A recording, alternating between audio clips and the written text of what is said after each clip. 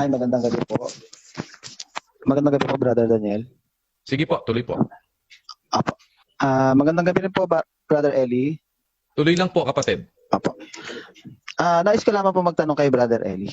Sige Apo. po, kapatid. Tuloy po tayo. Apo. Ayon po kasi sa aral po namin sa iglesia, meron po kasi kaming verse doon na ginagamit. Ang sabi po, ang sino man na hindi pumasok sa aking kawan, yun daw po yung iglesia, ay hindi po maliligtas. Ang tanong ko po, ito, totoo po bang ang iglesia ni Cristo lang ang maliligtas pagdating ng paghuhukom? Ayon po yun sa verse na ginagamit po sa amin. Maraming salamat. Salamat po, kapatid na Peter. Nakakalungkot isipin, ang iglesia nyo, topsy-turvy, rocky. Hindi matatag ang foundation. Alam nyo kung bakit. Huwag kayong magagalit. Wala kayong pagsampalataya sa mga orihinal na manuskrito ng Biblia. Kung anong version ang kakapit sa inyo o pinili ng pastor nyo na si Manalo, doon kayo pupunta kahit hindi yon ang nasa orihinal na mga manuskrito. Alam nyo, sa panahon natin, 2,000 taon na tayo mula sa panahon ni Kristo. Ang Biblia nasulat po, unang siglo. Bago matapos ang unang siglo, the first 100 years of the Christian era, naisulat ang huling aklat ng Biblia, ang unang Juan, ikalawang Juan, ikatlong Juan, AD 98. Presumably, siguro pagkatapos ng AD, ng 100 AD, namatay na rin si Juan. Ngayon, sa mundo ngayon, mga kapatid, meron pong mga manuscript. Hindi natin sinasabing original ito. Pero sila ay closest to the original. Kasi ang mga nagtatranslate noon, wala pang religious interest. Kaya nagtatranslate sila, they translated it from Greek and from Hebrew. Ang ating matitiyak, ang mga translations noon, di kagaya ngayon na nagtranslate ang saksi ni Jehovah, lahat ng salitang Diyos at Panginoon, pinalitan nila puro Jehovah, puro Jehovah. Kaya polluted yung translation ng New World Translation na ginawa ng saksi ni Jehovah. Yung translation ng Katoliko ngayon, iba doon sa translation na kanilang official na ginagamit noong hindi pa sila nagtatranslate. Ang kanilang translation ginagamit dati, ang Latin Vulgate at saka yung Douay Rheims, yun ang official na may nihil obstat at imprimatur na ginagamit ng Iglesia Katolika. Ngayon, meron silang sariling translation, yung Magandang Balita Biblia, at katulong ang mga protestanting nagsali, nagkaroon ng komite, etc. Magkakaiba na ang sinasabi. Ngayon, ang punto ko, kapatid na Peter, kiniklear ko lang sa isip mo, na mali, na kung saan-saan kang translation pumunta, na ligaw sa original. Ako gumagamit ng ibang translation, other doon sa nakagawi ang gamitin. Pero tinitiyak ko na yon ay in conformity doon sa mga, kahit hindi original, pero ang tawag mga manuscripts. Meron kasing mga manuscripts tayo ngayon na nag-e-exist sa mundo, 1,700 taon na ang edad, kagaya ng Codex Sinaiticus.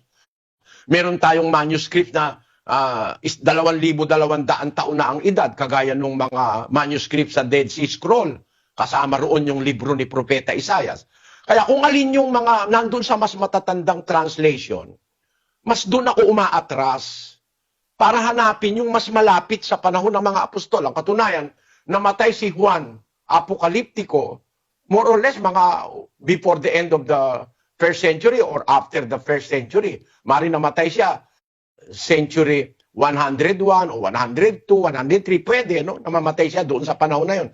Kasi 98 AD, buhay pa siya. Sinulat niya pa yung 1st, 2nd, and 3rd John. May nadiskubre na papyrus, yung P52. Ang edad, ayon sa kanilang pagsusuri, ito ay isinulat 120 to 150 of our common era. Ibig sabihin, napakalapit nito kay Juan. Maaaring 20 taon pa lang namamatay si Juan, itong fragment na ito na nakita noong 1920. Basahin nga natin ito, kapatid na Daniel. Ito po ang P52, a fragment of the Gospel of John. P52 is the oldest known manuscript fragment of the New Testament. Description, language, Greek, medium papyrus, approximate date 120 to 150 CE.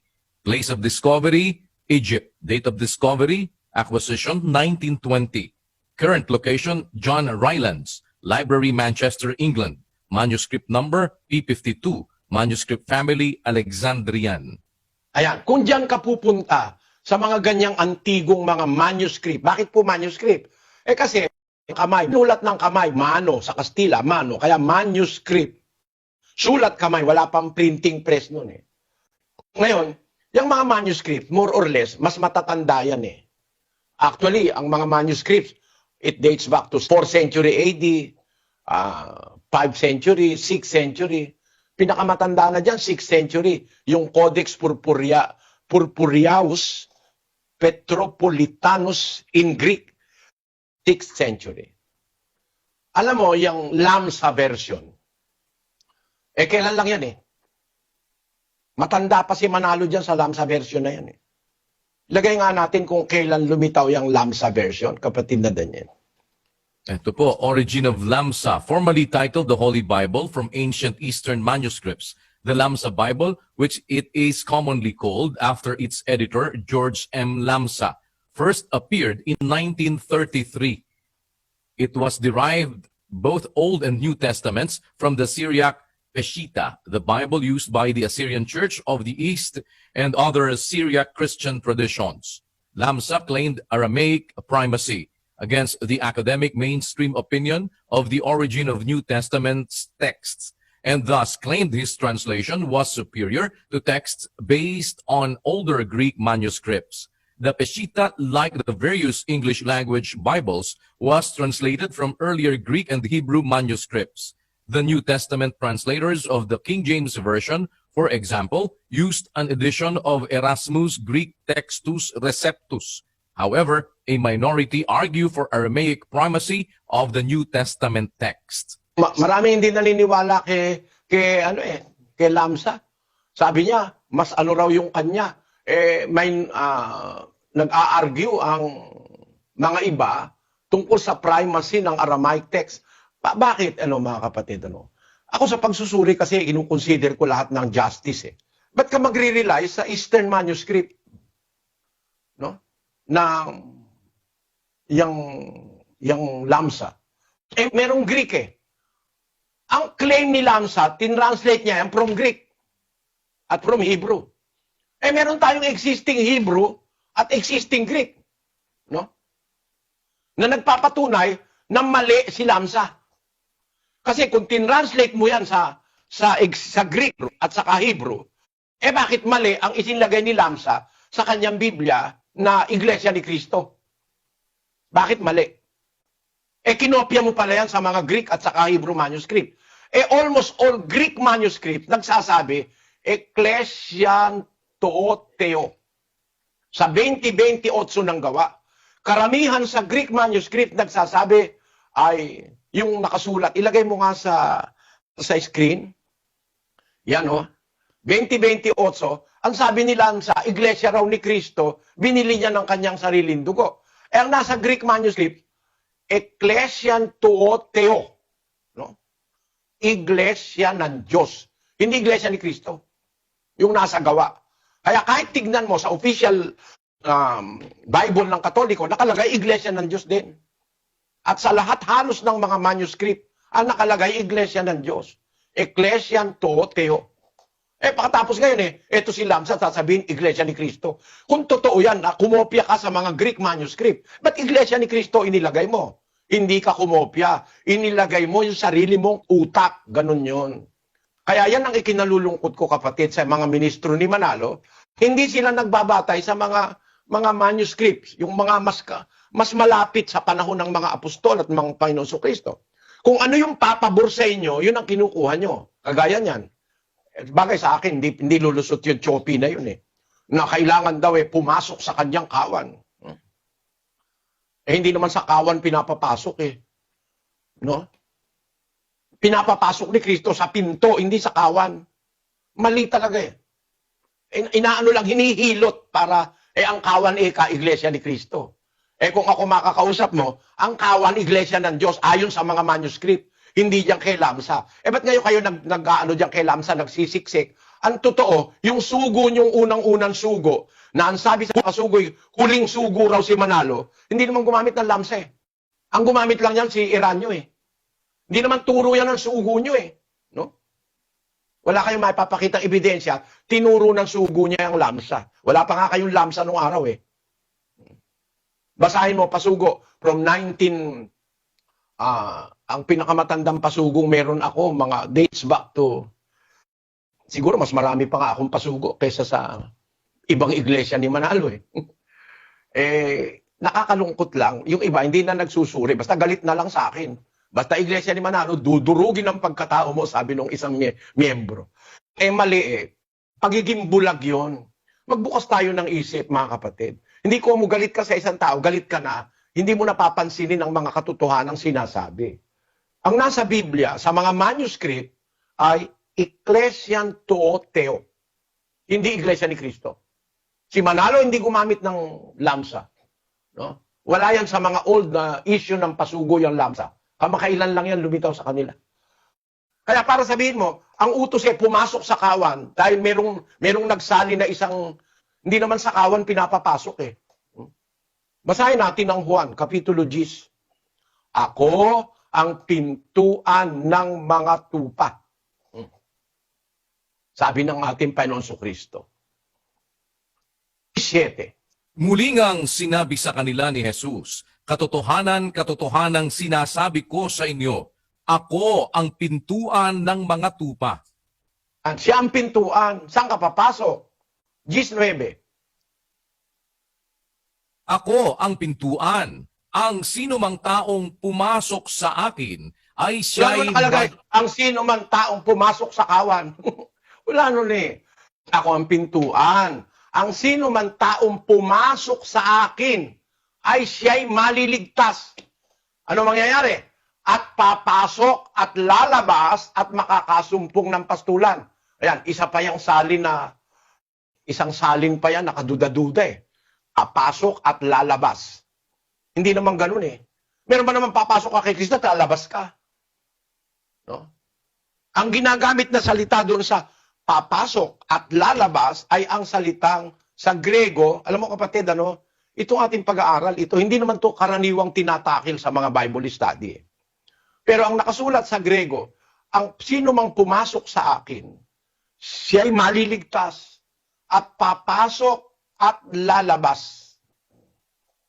Ang kahulugan nung itinranslate na lalabas, yung salitang Grego na exerkomai. Exerkomai, to issue. Ayon. Literally or figuratively, to come. Comfort. Magpatuloy. No? Comfort. Pumasok, tas magpatuloy. Yun ang dapat eh. Mali yung pagkakasalin, papasok, lalabas. Although merong kahulugang come out, pero unang-unang salita na ginagamit, ang preferred meaning is to come, tapos forth. No? Tapos, go. Meron ding get out, may escape. Merong go away, o merong go forth. Magpatuloy. No? Proceed. Yan ang mga kahulugan ng exerkomai sa Biblia. Kaya dapat ang pagkakasalin dyan, ako ang pintuan, sino ang pumasok sa akin, siya ay maliligtas.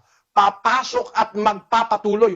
Wala namang papasok ka. Alam mo na ang pinasok mo ay kaligtasan, nilalabas ka pa. Kaya lang ang paliwanag ni Manalo rito, talagang makabasag bungo. Dahil papasok daw, ang ibig daw sabihin ng papasok, papasok kay Kristo, tapos lalabas, ang lalabas daw sa libingan. Ito ang sabi ni Eduardo Manalo, na tagapamahala ngayon ng Iglesia ni Manalo. Pasugo, 1975, page 30 to 31. Pakinggan nyo. Ano ba ang ibig sabihin ng papasok at lalabas at makakasumpong ng pastulan? Saan papasok? Dapat mapuna sa Juan 19 na may dalawang pagpasok. Ang unang pagpasok ay sa iglesia. Ang nakapasok na sa iglesia ay papasok uli. Sa Isaias 38:10 ay ganito ang ating mababasa. Aking sinabi, sa katanghalian ng aking mga kaarawan ay papasok ako sa mga pintuan ng Siol. Ako'y nabawahan sa nalalabi ng aking mga taon. Saan daw papasok ayon sa Biblia? sa Siol. Ano ba ang Siol? Sa Biblyang Ingles ay ganito ang isinasaad. I said in the cutting off of my days, I shall go the gates of the grave. Ang Siol ay ang libingan. Kaya saan papasok? Sa libingan. Pagkatapos ay lalabas. Saan naman lalabas? Sa iglesia ba? Hindi. Kung gayon ay saan? Saan manggagaling iyong mga bibigyan ng buhay na walang hanggan? Sa Juan 5:28-29 ay ipinaliliwanag sa atin ng ganito. Huwag ninyong ipanggilalas ito, sapagkat dumarating ang oras na ang lahat ng nangasa libingan ay makaririnig ng kanyang tinig at magsisilabas. Ang mga nagsigawa ng mabuti ay sa pagkabuhay na mag-uli sa buhay, at ang mga nagsigawa ng masama ay sa pagkabuhay na mag-uli sa paghatol. Ang mga pumasok sa libingan o mga nangamatay kay Kristo ay sa libingan lalabas sa pagkabuhay na mag-uli. Yan ang palabo ni Eduardo Manalo. Sabi, kung lalaban ng diskusyon sa akin si Eduardo Manalo ngayon, haharapin ko kahit sa anong kahit sa teleconferencing sa buong mundo. No? Wala naman sinabi doon sa 19 na 2 pasok. Wala nun. Siya lang ang tinan nyo, basahin uli natin yung umpisa nitong lathalang ito. Ano sila? They are polluting the Bible to fit to their wrong interpretation. Ang sabi, ulitin natin kapatid na Daniel. Ano ba ang ibig sabihin ng pagpasok at lalabas at makakasumpong ng pastulan? Saan papasok? Dapat mapuna sa Juan 19 na may 2 pagpasok. Nandun yung 2 pagpasok sa 19. Una'y papasok ka sa iglesia ni Kristo, tapos ilalabas ka sa libingan. Ba't ganon? Ba't napunta ron? No? Wala naman sinasabi sa 19 na 2 pagpasok. Basahin natin uli yung 19 mismo sa Biblia, kapatid na Daniel. Ako ang pintuan. Ang sino mang taong pumasok sa akin ay siya'y maliligtas at papasok at lalabas at makasusumpong ng pastulan. Paano mo sasabing 2 ang pagpasok dyan? Pinakita mo na ako ang pintuan. Ang sino mang pumasok sa akin, siya'y maliligtas. Papasok at magpapatuloy. Sa pagkakatranslate dito, lalabas Mas tama yung papasok at magpapatuloy. Kung merong origin, meron ngayong disponible. Merong available na salin na ganun ang pagkakatranslate. Meron ka ba dyan? Kasi ang dapat dyan, ako ang pintuan. Sino mang pumasok sa akin, siya'y maliligtas. Papasok at magpapatuloy. No? Pagpasok mo kay Kristo, magpapatuloy ka. Makakasumpong ka ng pastulan. Ayun. So, pagpasok mo kay Kristo, pag nagpatuloy ka, hindi ka lalabas sa Kanya, ay makakasumpong ka ng pastulan. Yung pastulan, spiritual na pastulan yon. Mabubusog ka sa aral ni Kristo pag nakapasok sa Kanya. Spiritual kasi yan Hindi naman yan literal na parang pastulan na tabi ng bundok na punong-puno ng mga damo. Hindi ganon. Ang Kristo, spiritual na pinto. Ang mga tupa naman, spiritual yan, tao yan. Yung kahulugan ng tupa, mga tao yan. Kayong mga tupa ko ay mga tao. Tupa sa aking pastulan. Nasa Ezekiel. Basahin natin ng 34-31. At kayong mga tupa ko na mga tupa sa aking pastulan ay mga tao. At ako'y inyong Diyos, sabi ng Panginoong Diyos. Spiritual meaning ng tupa, mga tao, taong sa Diyos. Si Kristo ang pintuan, papasok ka sa Kanya, at kung magpapatuloy ka, makakasumpong ka ng pastulan. Kaya, papasok at magpapatuloy. Yun ang dapat na pagkakatranslate. Kasi kung ibabatay mo sa original Greek word na ginamit, exerchomai, na magpapatuloy, will go forth, will proceed. Ngayon, bakit ko sinasabi ito mga kapatid? Ano kinalaman nito sa tanong ni kapatid na Peter? Kasi nga, ganito, ang Iglesia ni Cristo, kung gumamit ng Biblia, lahat ng salin dala-dala. Kahit na wala sa original yung isinalin doon, kahit yun paraphrase lang. Kasi may mga salin, hindi kasing eksakto ng mga manuscripts May mga salin, tinatawag na yung paraphrase version, pinapalitan yung salita na original para mas madali daw maintindihan, pinapalitan ng translator, which is against God's will. Kasi hindi mo dapat palitan yung gaya ng saksi ni Jehovah. Ang nakalagay sa Biblia iglesia, ecclesia sa Greek. Papalitan mo ng kongregasyon. Sino ka para palitan mo yung ginamit mismo na salita ng Panginoon Kristo? Nung sabihin niya yung iglesia, galing sa Ama yung salitang iglesia. No? Ecclesia in Greek. Palitan ba naman ng saksi ni Jehovah ng congregation? Mali. Hindi ganun ang pananaw ko sa Biblia. Kung ano yung talagang sinabi, yun ang dapat mong ilagay.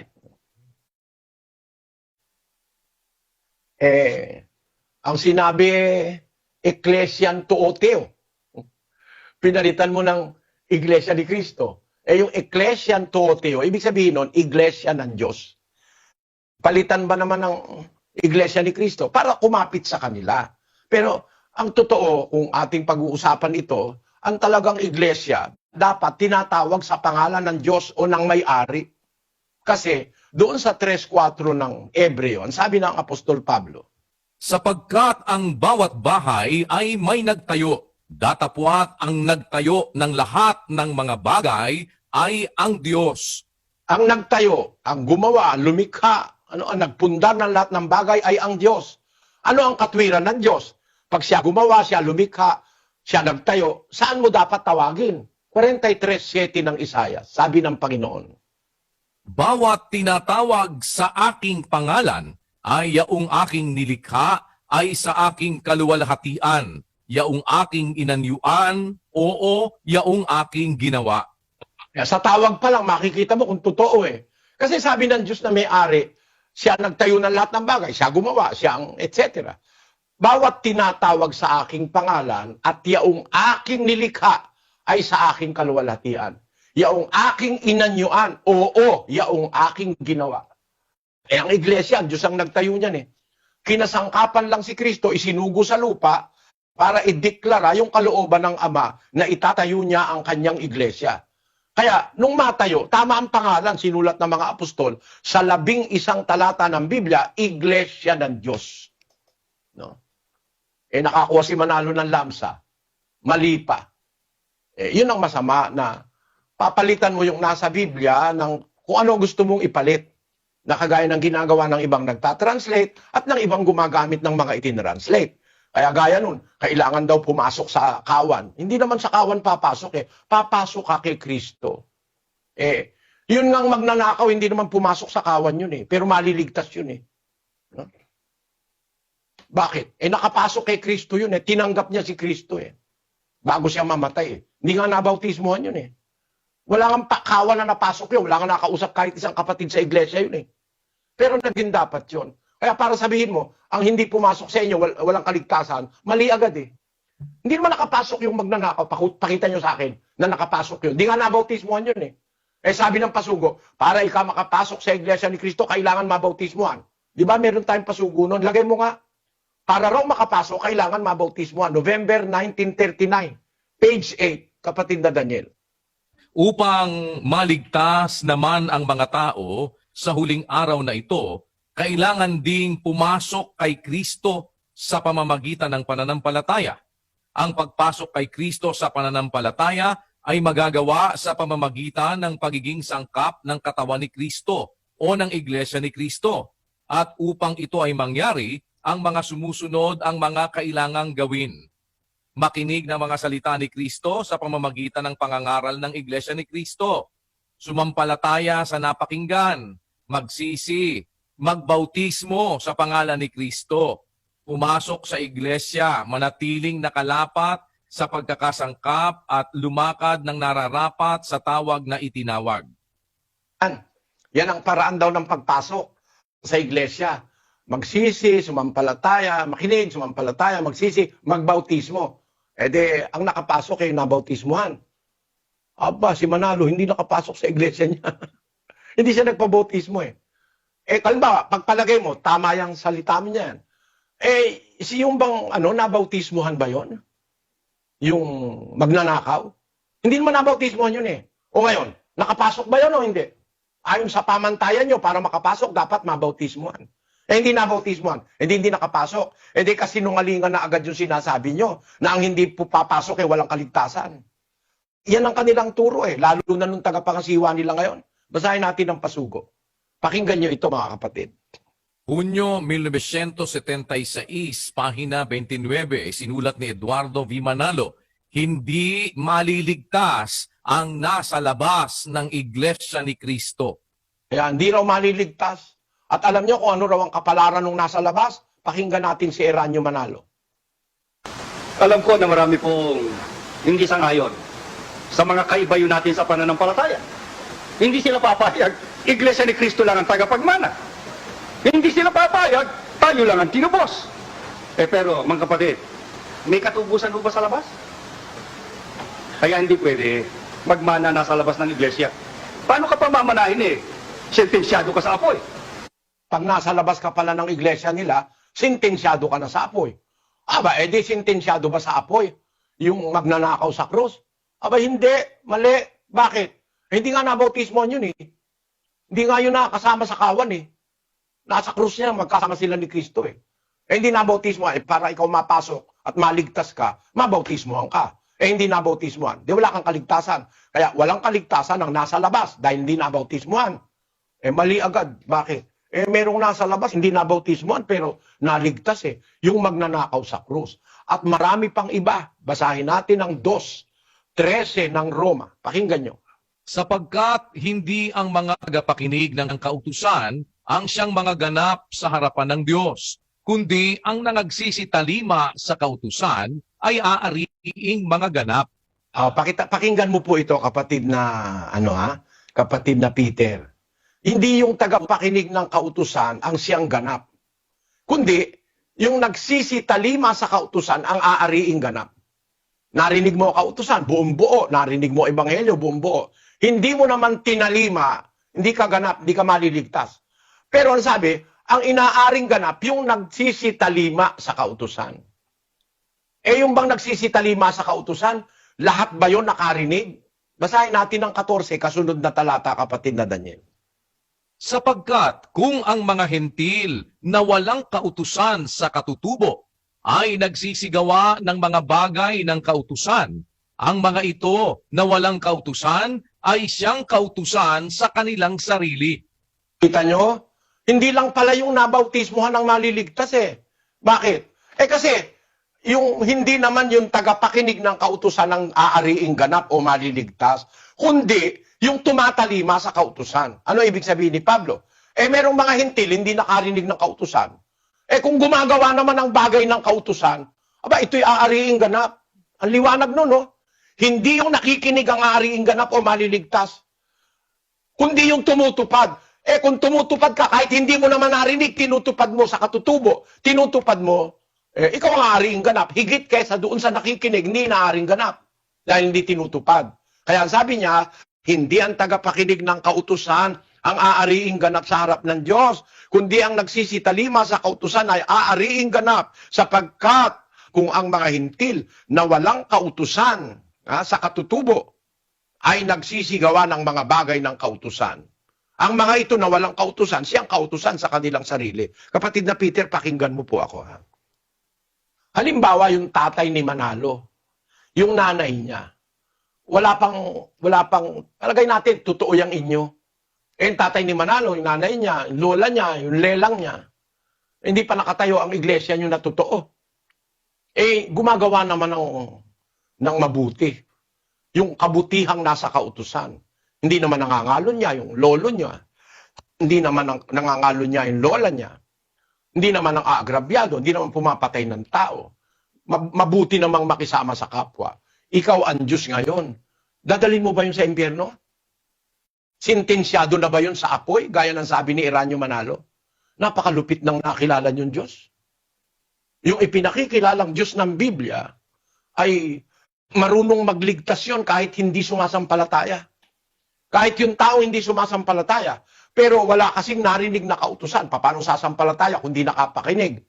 Walang narinig na kautusan. Pero isa siyang lalaking mapagmahal sa asawa, mahusay magpalaki ng anak, mahusay magpamilya. Yun ba iimpyernuhin mo? Hindi naman niya kasalanan na hindi siya nakarinig ng kautusan. Maraming mga panahong lumipas. Walang Biblia, walang kopya ng Biblia. Walang telebisyon, walang radyo. Namatay yung mga tao, yung mga ipugaw doon sa Mountain Province. Namatay sila na walang narinig na aral. Hindi naman nakarating si Kristo doon sa ipugaw. Nangangaral ang mga apostol at si Kristo sa Jerusalem, ginagawa yung rice terraces. Kasi ayon sa mga historiador, yung rice terraces, 3,000 years na o 2,000 years. O palagay mo, 2,000 years na lang, nung ginagawa yung rice terraces sa ipugaw, nangangaral si Kristo sa Jerusalem, mga apostol. Hindi naman nakarating doon sa ipugaw. Merong mga ipugaw doon sa gumagawa ng rice terraces na mabubuting tao pala. Ba't ba gumawa ng rice terraces? Kasi takot sila doon sa mga kapatagan, pinag-uusig sila. Kaya doon na lang sila sa bundok. Para sila mabuhay, pinagtiyagaan nilang gawin nilang mga taniman ng palay yung bundok. Di mabubuting tao ito, mga industrious people. Ngayon, hindi man sila nakarinig ng kautusan, gumagawa naman sila ng kabutihang nakasulat sa kautusan. Iimpyerno mo ba ito? Sisintensyahan mo sa apoy? Hindi ganun ang Diyos. Sabi ni Pablo, yung mga hintil na walang kautusan sa katutubo, hindi nakapakinig, nabuhay sa kuweba, nabuhay sa bundok, walang Biblia pa, wala pang mangangaral, wala pang radyo, wala pang telebisyon. Pero kung gumagawa naman sa katutubo ng mga bagay ng kautusan, di nangangalon niya, hindi man niya narinig na bawal mangalon niya, hindi naman siya nangangalon niya. No? Hindi naman siya nagnanakaw. Hindi naman siya nananakit ng kapwa. No? Merong ganun kasi mga taong sa katutubo may pag-ibig sa kapwa. Ngayon lang naman sa huling panahon, ang sabi ni Pablo, sa mga huling araw, darating ang panahong mapanganib. Kasi ang mga tao, maibigin sa sarili, maibigin sa salapi, walang katutubong pag-ibig. Pero nung araw, may katutubong pag-ibig ang mga tao. No? Kung yung mga tao na yon ay hindi nakapakinig, namatay, pero gumagawa naman ng bagay ng kautusan, sabi ni Pablo, aariing ganap yun. Kaya wala kang mababasa sa Biblia na sinabi ni Kristo ng mga apostol na labas natin, wala nang maliligtas. Walang ganon. Sabi nga ni Kristo, nung mayroong isang tao na nagpapalayas ng demonyo sa kanyang pangalan, nakita ng mga apostol, Panginoon, nakakita kami ng isang tao, nagpapalayas ng demonyo sa pangalan mo. Pinagbawalan namin siya sapagkat hindi siya sumusunod sa atin. Sagot ni Kristo. Huwag niyong pagbawalan. Sapagkat walang taong gumagawa ng makapangyarihang gawa sa pangalan ko na pagdakay makapagsasalita ng masama tungkol sa akin. Sapagkat ang hindi laban sa atin ay suma sa atin. Yan. Si Kristo may pataan sa mga tao Itong mga pamilya Manalo, walang pataan. Pag hindi ka kasama nila, impyerno, sadla ka sa impyerno. Maling aral yan, mga kapatid. Hindi totoo yan. Kawawa naman yung kanununuan ni Manalo. Dahil hindi nabautismoan, sa impyerno lahat yun. Hindi. Kung ako hahatol, kahit na hindi pa sila nabautismoan sa iglesyang itinatag ng apo nila, kung sila naman ay mabubuting tao, wala man silang narinig na kautusan, pero gumagawa naman sila ng kabutihan, paraan ng Diyos yun para maligtas. Kahit hindi sila nakasampalataya, pwede silang maligtas. 4 Gs ng unang Timoteo. Pakinggan nyo. Sapagkat dahil dito ay nagsisipagpagal kami at nagsisipagsikap, sapagkat may pag-asa kami sa Diyos na buhay, na siyang tagapagligtas sa lahat ng mga tao, lalong-lalo na sa mga nagsisisampalataya. Ang Diyos, pwede niyang iligtas ang lahat ng mga taong gusto niyang iligtas, lalo na ang nagsisampalataya. Ano ibig sabihin? Pati hindi sumasampalataya, pwede namang iligtas ng Diyos Bakit? Nauunawaan ng Diyos yun. Matuwid siyang hukom Paano sasampalataya? Hindi nga nakarinig ng kautusan. Sabi ni Pablo, ang pananampalataya nang gagaling sa pakikinig. Hindi nga nakarinig. Paano sasampalataya? Pero hindi man nakarinig ng kautusan. Gumagawa naman ng mabubuting bahagi ng kautusan. Ang mga ito aariing ganap, sabi ni Pablo. No? Kaya kapatid, yung interpretasyon ng mga pastor mo na kailangan pumasok at pag hindi pumasok sa kawan, wala nang kaligtasan, mali agad yun. Naunawaan mo po, kapatid na Peter? Opo. Naunawa ko po, Brother Eli. Salamat po sa Diyos. Pagpalain kayo ng Panginoon, kapatid.